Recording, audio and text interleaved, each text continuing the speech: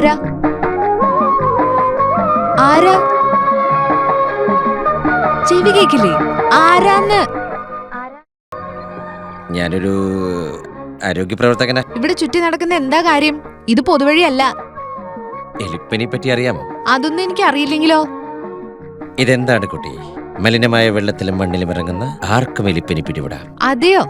ആരോഗ്യ പ്രവർത്തകൻ തന്നെ പറയൂ, എന്താ എലിപ്പനിയുടെ ലക്ഷണങ്ങൾ? സത്യമായിട്ടും ആ നടുവിലെ വലിയ വേദന, കാലിലെ പേശികളിലെ വേദന, പനി, കഠിനമായ ക്ഷീണം, വയറിളക്കം തുടങ്ങിയ ലക്ഷണങ്ങളൊക്കെ എലിപ്പനിയുടെ ലക്ഷണങ്ങളാകാം. സ്വയം ചികിത്സ പാടില്ല. പിന്നെ മലിനമായ മണ്ണിലോ വെള്ളത്തിലോ ഇറങ്ങേണ്ടി വന്നാൽ ഡോക്ടർ സൈക്കിളും ഗുളിക കഴിക്കണം. മനസ്സിലായോ? ദേ, ഈ ചുറ്റുമുള്ള ആൾക്കാരൊക്കെ കന്നുകാലികളെ പരിപാലിക്കുന്നവരാ. അവരോട് പോയി പറഞ്ഞാ മതി. ഡോക്സി സൈക്ലിംഗ് ആഹാരത്തിന് ശേഷം കഴിക്കേണ്ട മരുന്നല്ലേ? ടീച്ചർക്കെല്ലാം മനസ്സിലായി. കെട്ടിക്കിടക്കുന്ന വെള്ളത്തിൽ പശുവിനെ കുളിപ്പിക്കുന്നതല്ലേ? ഈ താൻ ആരാണാവോ? ആരോഗ്യ പ്രവർത്തകൻ, കണിമംഗലം പഞ്ചായത്തിലെ 6ാം വാർഡിലെ പ്രവർത്തകൻ. എലിപ്പനി മാരകമാണ്. രോഗം വരാതെ സൂക്ഷിക്കുക.